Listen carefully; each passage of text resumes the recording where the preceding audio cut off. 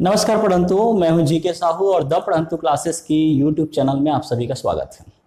आज वानिकी का जो लेक्चर मैं लेकर के आया हूं, इसमें आज हम लोग इस 11वें लेक्चर में संयुक्त वन प्रबंधन की बात करेंगे, ज्वाइंट फॉरेस्ट मैनेजमेंट। ओके, देखिए आपने भारत में यदि गौर करें तो देखिए भारत के कई सारे ऐसे क्षेत्र हैं जहां पे क्या होता है कि पर्टिकुलर जो ऐसे लोग जो कि वन क्षेत्र के आसपास रहते हैं, फॉरेस्ट एरिया में कहीं रहते हैं या कहीं फॉरेस्ट के बीच में भी कोई कम्युनिटी रहती है, लोग रहते हैं, बसे हुए होते हैं, या फिर खास तौर पे ट्राइबल जो लोग होते हैं, ठीक है, वो ट्राइबल कम्युनिटी के लोग या अदर कम्युनिटी, जो भी कम्युनिटी के लोग हैं, यदि किसी वन क्षेत्र के आसपास रहते हैं तो वो क्या करते हैं, वो उस एरिया को, उस वन क्षेत्र को अपना एक घर बना करके उसकी सुरक्षा भी करते हैं और वहां से अपनी जो कुछ जरूरतें हैं वो भी उसकी पूर्ति करते रहते हैं। क्लियर है? ठीक, तो इसी चीज को ध्यान में रखते हुए एक ज्वाइंट प्रोग्राम तैयार किया गया। क्लियर है?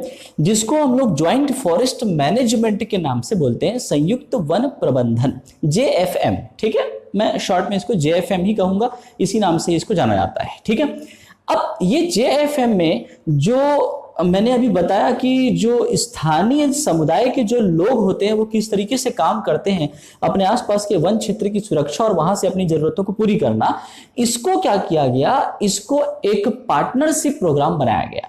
ठीक है, एक संयुक्त कार्यक्रम इसको बनाया गया। तो इसमें क्या होता है कि जो स्थानीय समुदाय के लोग होते हैं या जो लोकल कम्युनिटी होती है, वह अपने राज्य के वन विभाग, स्टेट फॉरेस्ट मैनेजमेंट, इसके साथ मिल करके काम करती है। क्लियर है? राज्य वन विभाग और स्थानीय समुदाय मिल करके वन के प्रबंधन का काम करते हैं। क्लियर है? ऐसा क्यों हो रहा है? ऐसा इसलिए कि स्थानीय जो समुदाय होता है वो क्या होता है कि पहले से ही उस फॉरेस्ट के प्रति उनकी अलग भावनाएं होती हैं और वो वनों पर आश्रित हैं, तो उनसे आसानी से काम भी लिया जा सकता है। ठीक है, और यदि हम उनको सही तरीके से मैनेजमेंट करना सिखा दें, यानी कि प्रबंधन का काम हम करें और वो हमारे लिए, हमारे साथ मिलकर के काम करें, तो ये होगा कि फॉरेस्ट की जो बहुत सारी चीजें हैं जो आमतौर पे हमको पता नहीं होती, वो स्थानीय लोगों को पता होती है।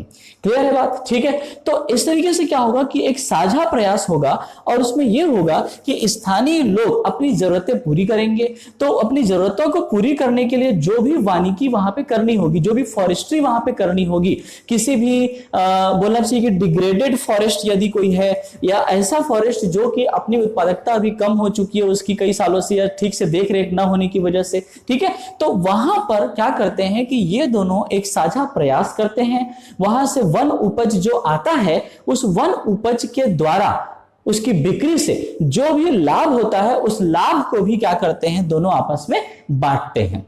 क्लियर है बात? ठीक है, तो काम का भी बंटवारा हो गया और लाभ का भी बंटवारा हो गया, दोनों में हिस्सेदारी हो गई। क्लियर है? तो इस तरीके से ये एक ज्वाइंट पार्टनरशिप प्रोग्राम है, ठीक है, जो कि स्थानीय समुदाय यानी कि लोकल कम्युनिटीज पीपल और स्टेट वन आपका फॉरेस्ट डिपार्टमेंट, उन दोनों के बीच में होता है। क्लियर है? ऑब्जेक्टिव क्या है? ऑब्जेक्टिव यही है, उद्देश्य यही है कि जो स्थानीय लोग हैं,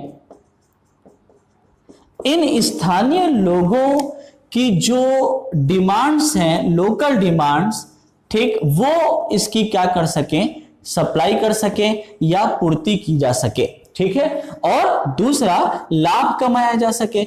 जो भी लाभ कमाया जाएगा उसको क्या किया जाएगा, उसको दोनों जो पार्टनर्स हैं उनके बीच में क्या की जाएगी, उसकी शेयरिंग की जाएगी। क्लियर है? तो इसको क्या हो जाएगा, ये उसका उद्देश्य। क्लियर है बात? ओके, अब ये कैसे ये दिमाग में आया, कैसे इस तरीके से ये कॉन्सेप्ट सामने आया JFM की? ठीक है, तो देखिए मैं आपको बता दूं कि 1988 में आपका क्या हुआ था, नेशनल फॉरेस्ट पॉलिसी यानी कि राष्ट्रीय वन नीति आई थी। ठीक है, तो इसी राष्ट्रीय वन नीति के तहत पहली बार ये कॉन्सेप्ट सामने लाया गया और उसमें ये कहा गया कि लोकल कम्युनिटीज के जो लोग हैं, खास तौर पे उस समय जो बात की गई थी वो खास तौर पे महिलाओं की भागीदारी की बात कही गई थी। ठीक है, तो लोगों की भागीदारी, जिसमें खास तौर पे महिलाओं की भागीदारी को सुनिश्चित किया गया, उसमें यह कहा गया कि इनको अपने साथ जोड़ा जाए और ये जो फॉरेस्ट डिपेंडेंट जो भी बेसिक नीड इनकी होती है, वन आधारित मूलभूत आवश्यकताएं, उसकी पूर्ति करेंगे।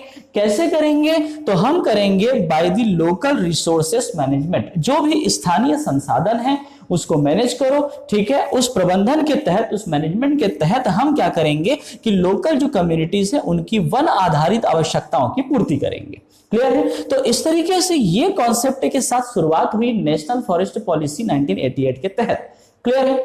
फिर आगे चल के 1990 में ये ज्वाइंट फॉरेस्ट मैनेजमेंट स्टार्ट किया गया। क्लियर है? JFM जो है, इसी ये नाम जो है ज्वाइंट फॉरेस्ट मैनेजमेंट का ये यहां पर दिया गया। शुरुआत हुई थी कैसे? कि महिलाओं की भागीदारी से। क्लियर है? महिलाओं को पहले जोड़ा गया, उसके बाद फिर ये स्थानीय संसाधनों का, लोकल जो रिसोर्सेस है फॉरेस्ट के, उसका यूज किया गया। उसको यूज करते हुए उसके मैनेजमेंट के साथ साथ जो भी बेसिक नीड था उसको, उसकी पूर्ति की जा सके। ठीक है, उसके बाद फिर क्या हुआ कि ये इसको एक नया रूप दिया गया JFM के नाम से, और इसमें महिलाओं के साथ साथ पुरुषों की भी भागीदारी आई, यानी कि लोकल कम्युनिटी को पूरा अपने साथ ले लिया गया। स्टेट फॉरेस्ट डिपार्टमेंट उसको अपने साथ ले लेती है और इसमें 1990 के इस JFM के साथ एक नई संकल्पना प्रस्तुत की जाती है कि दोनों मिलकर के कार्य करेंगे, जो फायदा होगा उसको आपस में बांटेंगे। आई बात समझ में? इस तरीके से वो पॉलिसी में बात कही गई। ठीक है, ऑब्जेक्टिव वही है, क्या? लोकल जो नीड है उसकी पूर्ति करें। कैसे करें? तो साथ ही साथ ये भी ध्यान रखें कि वो क्या हो, सस्टेनेबल हो, यानी कि एनवायरमेंटली वो सस्टेनेबिलिटी प्रोवाइड करे। ठीक है, एक स्थिरता प्रोवाइड करे और दूसरी चीज की वो टिकाऊ हो। इस तरीके का प्रबंधन हमको चाहिए। ठीक है, तो वो चीज इसमें होता है। अब देखो, संयुक्त वन प्रबंधन के अंतर्गत जो गवर्निंग बॉडीज आती है उसमें सबसे पहले एक नाम आता है, वो है विलेज फॉरेस्ट काउंसिल, VFC, जिसको हम लोग ग्रामीण वन परिषद के नाम से जानते हैं, VFC।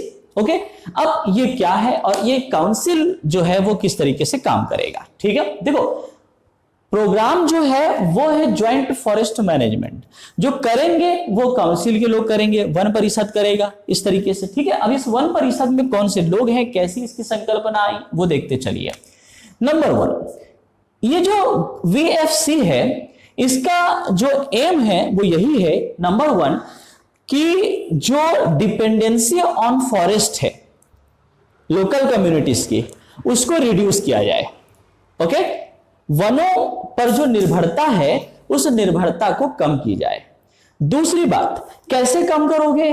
तो हम इस तरीके से कम करेंगे कि हम जो फॉरेस्ट लैंड है, ठीक, लोकल फॉरेस्ट लैंड या डिग्रेडेड फॉरेस्ट लैंड है, वहां पर हम क्या करेंगे, फॉरेस्ट्री करेंगे और वहीं पर मैनेज करेंगे स्थानीय लोगों के सहयोग से, ताकि उनको भी एक वैकल्पिक आय का स्रोत मिल सके। ठीक है, एक अल्टरनेट इनकम अपन जनरेट करेंगे। ठीक है, कुछ ऐसी गतिविधियों के साथ, कुछ ऐसे वर्क्स के साथ, एक्टिविटीज के साथ कि उनकी क्या होगी, ग्रामीणों की वनों पर निर्भरता कम हो जाएगी। और इस एम के साथ ये VFC का गठन किया गया, ग्रामीण वन परिषद का गठन किया गया। ये है क्या? तो दरअसल जितने भी मैनेजमेंट यूनिट हैं, यानी कि प्रबंधन इकाई है, उसमें जो भी पीपल्स की गवर्निंग बॉडीज होती है उसको VFC हम कहेंगे। क्लियर है? किसी भी प्रबंधन इकाई में, यानी कि वो प्रबंधन इकाई जो क्या कर रही है, ज्वाइंट फॉरेस्ट मैनेजमेंट का काम कर रही है, तो हर एक यूनिट में क्या होगा, ये दोनों चीजें आएंगी उस यूनिट में, उस इकाई में, प्रबंधन इकाई में, जिसमें स्थानीय समुदाय भी होगा और राज्य वन विभाग का भी वहां पे क्या होगा, पार्टनरशिप होगा। तो उस प्रबंधन इकाई में जो लोकल कम्युनिटीज के जो लोग हैं, उनके जो रिप्रेजेंटेटिव यूनिट है, प्रतिनिधित्व संस्था, उसको हम लोग कहते हैं VFC। ठीक है बात? ओके, अब ये इसका काम क्या है बेसिक? तो बेसिक इसका जो काम है वो ये है कि इसका काम है योजना बनाना और उसको निष्पादित करना। ठीक है, प्लानिंग और एग्जीक्यूशन का काम करते हैं। ठीक है, कि किस तरीके से प्रोग्राम होगा। ठीक है, स्थानीय लोगों का सहयोग किस तरीके से लिया जाएगा, उनको किस तरीके से शामिल किया जाए, संरक्षण यानी कि प्रोटेक्शन की बात कही गई, कंजर्वेशन की बात कही गई, हार्वेस्टिंग की बात कही गई, और फिर बात करी गई किसकी, कि जो बेनिफिट हो रहा है उसको शेयरिंग कैसे करेंगे, लाभ का बंटवारा कैसे होगा। ठीक है, ये पूरा इसमें प्लानिंग करना और उसको निष्पादित करने का जो काम है वो किसका होता है, वीएफसी का होता है। क्लियर है बात? ओके, अब ये किस तरीके से ये योजना और निष्पादन का काम कैसे करेगा, ठीक, तो देखें, ये ध्यान से आप सुनते चले, याद करते चले, नोट्स में बिल्कुल ऐसे बनाइएगा, ऑब्जेक्टिव के क्वेश्चंस यहां पे आने वाले हैं। ठीक है, देखो ये जो वीएफसी है वो क्या करती है कि फ्रॉम ईच हाउस होल्ड, ठीक है, प्रत्येक घर से या प्रत्येक परिवार से एक महिला और एक पुरुष, क्लियर है, यानी कि दो लोगों को क्या करती है, नामांकित करती है, उनको सदस्यता देती है। ओके, क्लियर है बात? सबसे पहली पॉइंट क्या, कि उनको मेंबरशिप दी जाती है। हर एक घर से कितने होने चाहिए, एक महिला होनी चाहिए, एक पुरुष होने चाहिए। क्लियर है बात? ठीक है, तो ये दोनों को मिला करके उनको सदस्यता दे दी जाती है। मतलब ये है कि एक अंडरस्टैंडिंग होती है, उनसे पूछा जाता है कि क्या आप ये साथ में कार्य करने के इच्छुक हैं। ठीक है, तो अगर वे इच्छुक हैं, अगर वे विलिंग हैं, तो फिर उनको क्या किया जाता है, मेंबरशिप दे दी जाती है। क्लियर? बट अगर जो भी आउट ऑफ द मेंबरशिप है, यानी कि जो सदस्यता से बाहर है, तो फिर किसी भी तरह से उसको लाभ में, फायदे में, बेनिफिट में कोई भी हिस्सेदारी नहीं दी जाती है।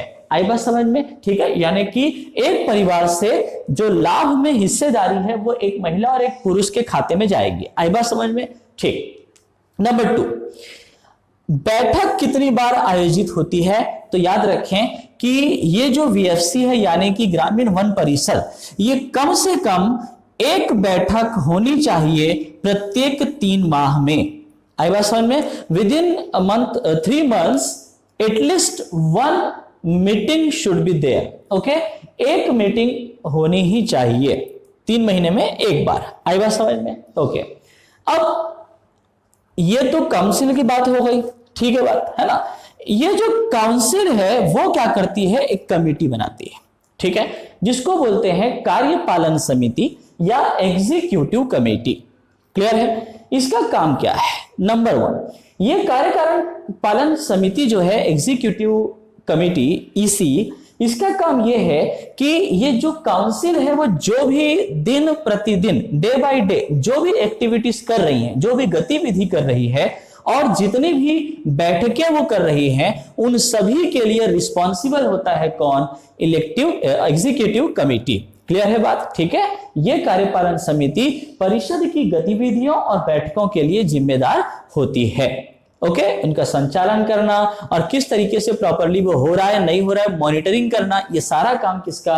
एग्जीक्यूटिव कमेटी का होता है। तो फिर बात करें कि इस एग्जीक्यूटिव कमेटी में कौन होते हैं। ठीक है, तो देखिए, नंबर 1, कम से कम 5 और अधिक से अधिक 15 सदस्य होते हैं। क्लियर है? ओके, वीएफसी के द्वारा जो कार्यपालन समिति का गठन होता है, उस कार्यपालन समिति में 5 से 15 सदस्य होते हैं। ओके, जो पंचायत के मेंबर्स होते हैं, ठीक है, वही पंचायत सदस्य को पदेन सदस्य के लिए चुना जाता है।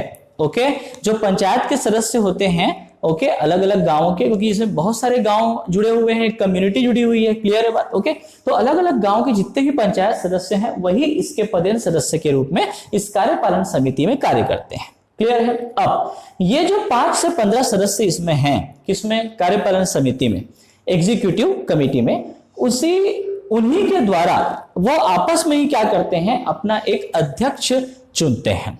क्लियर है? अपने में से ही क्या करते हैं, एक अध्यक्ष का चुनाव करते हैं। दे इलेक्ट द प्रेसिडेंट। क्लियर है?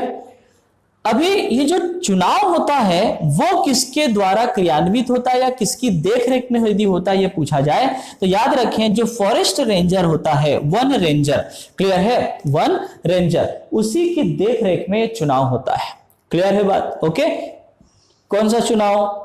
कार्यपालन समिति के अंतर्गत जो सदस्य हैं वो जब अपने अध्यक्ष का चुनाव करते हैं, हम उस चुनाव की बात कर रहे हैं। बात समझ में आ गई? तो ये जेएफएम के अंतर्गत वीएफसी और वीएफसी के अंतर्गत कार्यपालन समिति। क्लियर है बात? ओके, अब इसमें और भी चीजें हैं, वो देखें।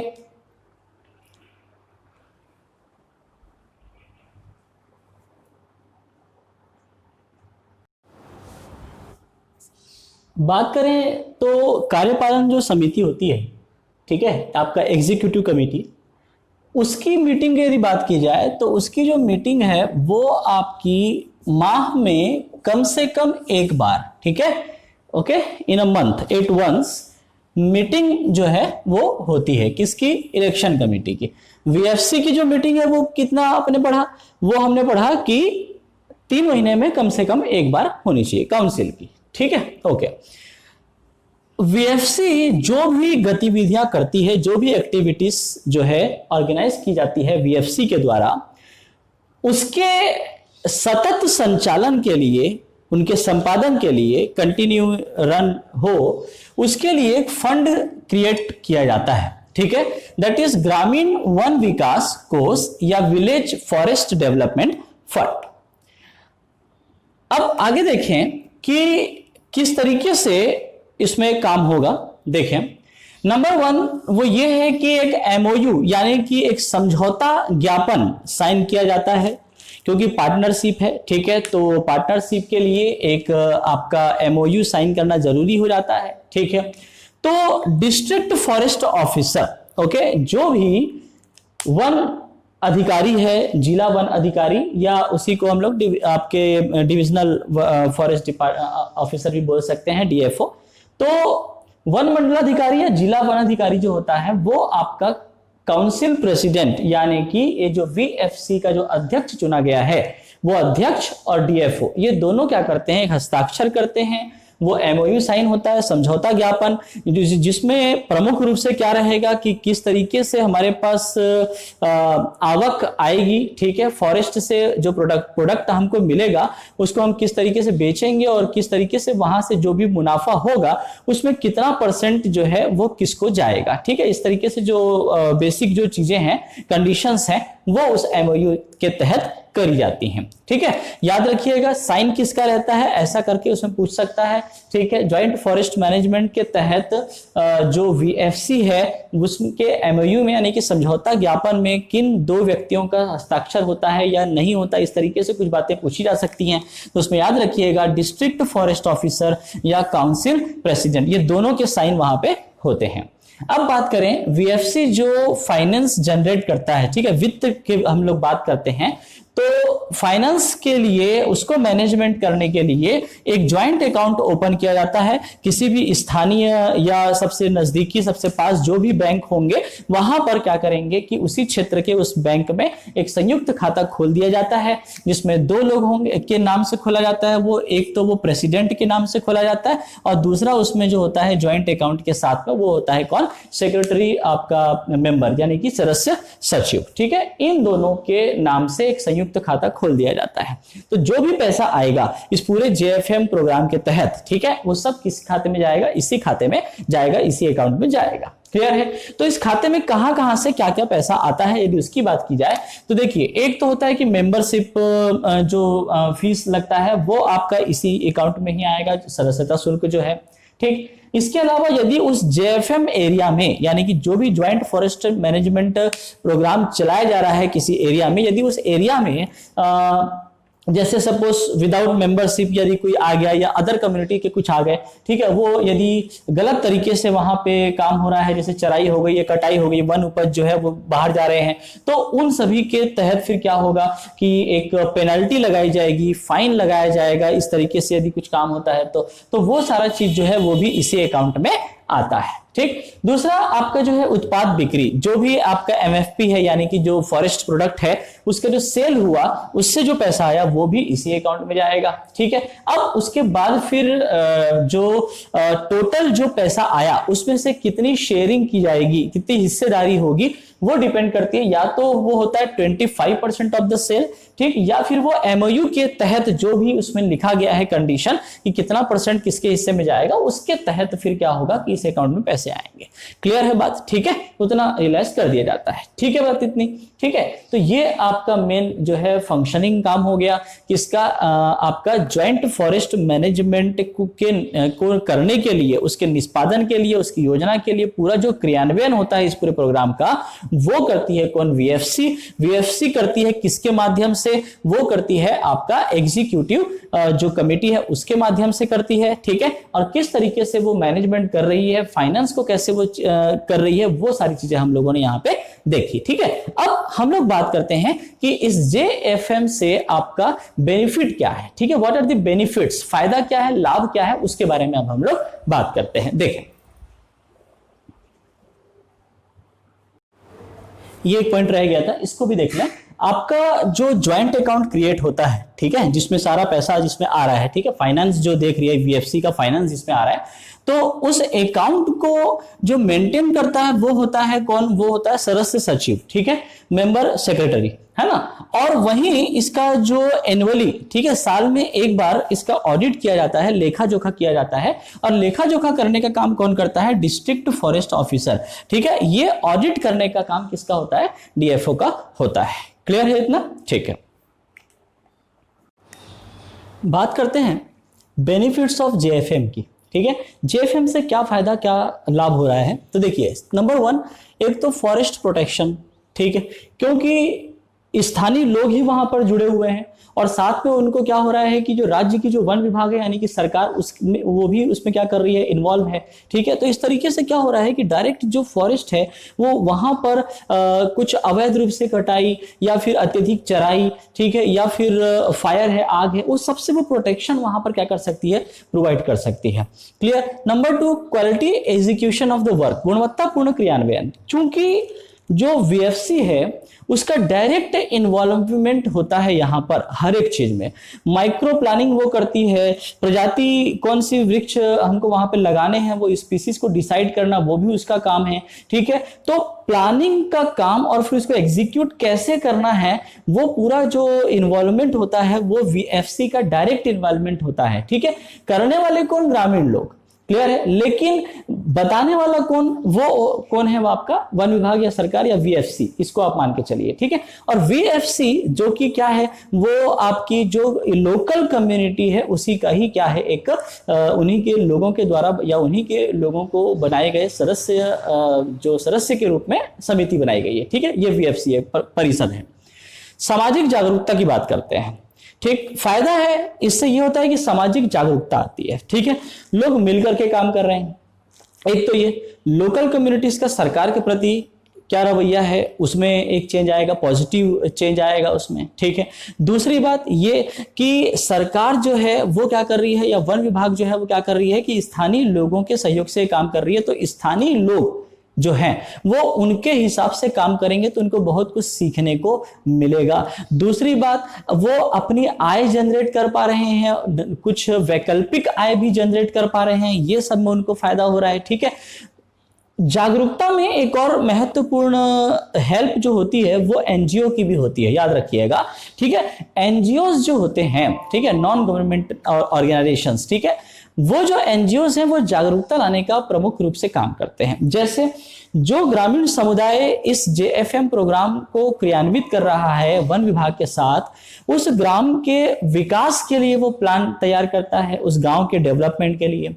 वो गांव के लोगों में जो लोग हैं, यानी कि चाहे वो बच्चे हो, महिलाओं हो, उनके विकास के लिए, उनके सशक्तिकरण के लिए काम करना, ये सब वो काम करती है। ठीक है, तो एक तरह से कहिए कि एनजीओज जो है वो आपका जो राज्य वन विभाग है और जो लोकल कम्युनिटीज है, स्थानीय समुदाय, उनके बीच में सामंजस्य बैठाने का काम करती है। क्लियर है बात? ठीक है, उनके बीच में जागरूकता के लिए वो ट्रेनिंग वगैरह प्रोवाइड उनको करती है। ठीक है, कैसे अपने आप को आगे बढ़ाना है ये सारी चीजें उनको बताती है। उनका लाइफ स्टाइल जो है उसको इंप्रूवमेंट करने में वो हेल्प करती है। इस तरीके से ये जेएफएम, एनजीओ, वन विभाग और ग्रामीण समुदाय, ये सभी का क्या हो रहा है यहाँ पे जो है इस जेएफएम के तहत विकास हो रहा है, डेवलपमेंट हो रहा है। तो एक जागरूकता वहां पर आती है, सामाजिक जागरूकता, जो कि समाज के इंप्रूवमेंट के लिए बहुत अच्छी बात है। मैंने आपको बताया आय निर्माण गतिविधियां, जैसे जो लोकल कम्युनिटीज के लोग हैं तो एक तो ये कि सरकार के साथ मिलकर के इस पार्टनरशिप के साथ जेएफएम के साथ वो क्या कर रही है, आय उसको मिल रही है, पैसा तो उसको मिल रहा है, ठीक है। दूसरी चीज ये कि साथ ही साथ उनको अन्य और तरीका बताया जाता है कि और कैसे आप आय जनरेट कर सकते हो। जैसे मान लीजिए कि वहां की महिलाओं को ट्रेनिंग दे दी जाती है, रोप मेकिंग, बास्केट बनाइए, बुनाई करिए, ठीक है, वीविंग करना, ये सारी चीजें जो है उनको ट्रेनिंग दी जाती है। और इस तरीके से वो अन्य गतिविधियों के तहत भी इसी के साथ जो है जेएफएम के साथ ही वो क्या करते हैं, अपनी आय को और बढ़ाते हैं, क्लियर है, और इंक्रीज करते हैं इनकम को। ओके, नाउ इससे सीधी सी बात है क्या हो रहा है यहाँ पे, वुमेन डेवलपमेंट एंड एम्पावरमेंट, ठीक है, महिला विकास एवं सशक्तिकरण हो रहा है, क्योंकि महिलाओं की भी भागीदारी है। हमने देखा कि 1988 में जब आपका विकास राष्ट्रीय वन नीति जब आई थी, आपका नेशनल फॉरेस्ट पॉलिसी 1988, तो उसमें सबसे पहले महिलाओं की भागीदारी को ही पहले बात की गई थी उसकी, ठीक है। बाद में फिर उसको जेएफएम का नाम दिया गया और उसमें बाकी पूरे लोकल कम्युनिटी के लोगों को जोड़ा गया, मेल फीमेल सभी को, क्लियर है बात। तो यहां पर पूरी तरह से क्या हो रहा है, देखिए महिलाओं के विकास एवं सशक्तिकरण की यहां पर जो है सबसे बड़ा बेनिफिट हमको यहां पे मिल रहा है, हम बोल सकते हैं, ठीक है। अन्य विभागीय कार्य भी इसके तहत हो जाते हैं, ठीक, ग्रामीण स्तर में उनके जीवन में, उनके लाइफ स्टाइल में, उनके लिविंग स्टैंडर्ड में इंप्रूवमेंट आता है, ठीक। प्रभाव की बात करते हैं कि जेएफएम का क्या प्रभाव पड़ रहा है, तो कुछ जो बेसिक जो इम्पैक्ट है उसके बारे में बात करेंगे, लेकिन थोड़े से आंकड़ों की भी बात कर लेते हैं, ठीक है, तो ज्यादा ऑथेंटिक हो जाएगा, ज्यादा प्रमाणिक हो जाएगा, ठीक है। जैसे कि सुदूर जो क्षेत्र हैं, ठीक है, उन क्षेत्रों को के जो डेटा हमारे पास है, उसकी जो रिपोर्ट है, उस रिपोर्ट में दो प्रमुख चीजें हैं। नंबर वन ये कि जो भी आपका प्रोडक्शन है या जो डाइवर्सिटी इन वेजिटेशन है, ठीक है, वनस्पति की विविधता, उसमें इंप्रूवमेंट हुआ है, ऐसा ये जो रिमोट सेंसिंग डेटा है वो हमको बताते हैं। वो रिपोर्ट हमको बताती है कि खास तौर पे गुजरात, आंध्र प्रदेश, हरियाणा, मध्य प्रदेश, आपका वेस्ट बंगाल, इन एरियाज में, इन राज्यों में खास तौर पे प्रोडक्टिविटी में इंप्रूवमेंट हुआ है, उत्पादन में, और साथ ही साथ वेजिटेशन में और डाइवर्सिफिकेशन हुआ है, डाइवर्सिटी आई है, विविधता आई है, ठीक है। दूसरा एक महत्वपूर्ण पॉइंट इसमें इस रिपोर्ट में वो ये है कि जितने भी नॉन टिम्बर फॉरेस्ट प्रोडक्ट हैं, ठीक है, यानी कि ऐसे वृक्ष जो क्या करते हैं, लकड़ी के अलावा अन्य जो और प्रोडक्ट देते हैं, ठीक है, तो उसमें उसके कलेक्शन में वृद्धि हुई है। अब उसके कलेक्शन में वृद्धि हुई है तो जाहिर सी बात है कि जितना कलेक्शन होगा उतना ज्यादा बिकेगा भी, यानी कि आय भी हमको क्या होगी, ज्यादा होगी। तो खास तौर पे जो लोकल कम्युनिटीज हैं, वहां पर जो इंस्टीट्यूशन है, वहां के लोगों की, उनके सदस्यों की जो आय है उसमें क्या हुई है, वृद्धि हुई है। ओके, तो ये दो प्रमुख इंपैक्ट हम याद रखेंगे। इसके अलावा और क्या क्या हो रहा है, ठीक है, तो देखिए ऐसे जो लोकल कम्युनिटीज जहां पे रहते हैं, जनरली वो एक समझ लीजिए एक रिमोट एरिया हो जाता है। खासतौर पे यदि बात की जाए तो एक बफर जोन वो क्रिएट हो जाता है, ठीक है। तो जो बफर जोन होता है वहां पर फ्यूल और चारे की समस्या होती है। तो अब ये जेएफएम के तहत लोकल कम्युनिटीज को जोड़ने के बाद ये ईंधन और चारे की जो उपलब्धता है वो वहां पर सुनिश्चित हो जाती है, वो अवेलेबल हो जाता है आसानी से। दूसरी चीज की चूंकि रिमोट एरियाज हैं तो ऐसी जगह पे प्रॉपर कंट्रोलिंग की जरूरत पड़ती है, ठीक है, और इसी कंट्रोलिंग की वजह से ही क्या हो रहा है कि जेएफएम जब वहां पे वर्क कर रहा है तो फिर साथ में क्या हो रहा है कि वहां से जो वन उत्पाद है उनकी स्मगलिंग हो गई, या फायर या ग्रेजिंग जो प्रॉब्लम्स होती हैं वो सब क्या हो गई हैं, उसमें कमी आ गई है, ठीक है। गांव में रोजगार के अवसर बढ़े हैं, ठीक है, तो जब गांव में रोजगार के अवसर बढ़े हैं तो गांव के लोग कहीं और जाकर के पलायन करेंगे क्या, माइग्रेट होंगे क्या, नहीं, तो माइग्रेशन में कमी आई है खासतौर पे ट्राइबल एरियाज में, ठीक है, तो ये इसको याद रखिएगा। वनों का, फॉरेस्ट का नेचुरल जो रीजनरेशन है उसमें सुधार आया है, ठीक, ग्राउंड वाटर लेवल बढ़ गया है, ठीक है, ऐसे एरियाज में ग्राउंड वाटर लेवल बढ़ गया है, यानी कि जमीनी जो पानी है उसका स्तर बढ़ गया है। जाहिर सी बात है ज्यादा से ज्यादा क्या हो रहा है, वहां पे फॉरेस्ट्री हो रही है। फॉरेस्ट्री होगा तो वहां का सॉइल जो है उसका, और साथ ही साथ मॉइस्चर, तो सॉइल में आपका मॉइस्चर कंजर्वेशन जो है वो उसमें इंप्रूवमेंट होगा, ठीक है, वो बढ़ेगा, तो जाहिर सी बात है कि ग्राउंड वाटर लेवल बढ़ेगा, ठीक। जो आपका नॉन टिम्बर फॉरेस्ट प्रोडक्ट है, ठीक है, लकड़ी के अलावा जो गैर लकड़ी जो प्रोडक्ट हैं उसकी, उसमें वृद्धि हुई है, ये एक फायदा हुआ है ना। जैसे कि खास तौर पे जैसे बहुत से अलग अलग फल होते हैं, बहुत से वृक्ष जो है वो फल दे रहे हैं, ठीक है, जैसे छत्तीसगढ़ में बात करें तो जैसे तेंदुपत्ता हो गया, ठीक है, तो ये सब क्या है, ये गैर आपके लकड़ीकृत उत्पाद हैं, ठीक है, ये हो गया। नंबर 7 जेंडर इक्वेलिटी, ठीक है, इसमें वृद्धि हुई है। ठीक है, देखो जेंडर इक्वेलिटी खास तौर पर रिमोट एरियाज में या ट्राइबल एरियाज में क्या होता है कि जो आपका जेंडर इक्वेलिटी है वो सही नहीं होता। क्लियर है? ठीक है, उसमें समानता, लैंगिक समानता जो है उसमें गड़बड़ होती है। ठीक है, तो उसके लिए क्या किया गया कि क्योंकि यहाँ पे महिलाओं की भागीदारी सुनिश्चित की गई है। क्लियर है बात? ठीक है, तो होता क्या है कि जनरली जैसे ट्राइबल कम्युनिटीज है, ठीक है, तो वहां के लोग या पिछड़े वर्ग के जो लोग होते हैं उसमें क्या होता है कि पुरुष ही जनरली क्या होता है कि सामने होते हैं, वही काम कर रहे हैं, वही सारी चीज कर रहे हैं। ठीक है, और महिलाओं को सामने आने नहीं दिया जाता। ठीक है, तो वो चीज जो है वो यहाँ पर क्या हो जाती है, इंप्रूवमेंट हो जाती है। क्यों? क्योंकि एक तो महिला सशक्तिकरण के लिए यहाँ पर प्रॉपर ट्रेनिंग वगैरह प्रोवाइड करते हैं, उनको उनकी भागीदारी यहाँ पे सुनिश्चित की जाती है। ठीक है, ये चीज इसलिए भी जरूरी है क्योंकि महिलाएं जो हैं, ठीक है, जैसे कि अगर कलेक्शन की बात आती है वन उत्पादों की, ठीक है, तो जितने भी वन उत्पाद हैं, चाहे वो अब ईंधन के रूप में हो, ठीक है, चारे के रूप में हो, ठीक है, वो सबका कलेक्शन करना है तो उसमें भागीदारी बहुत अच्छी रहती है महिलाओं की। ठीक, लेकिन जहां डिसीजन मेकिंग की बात आती है,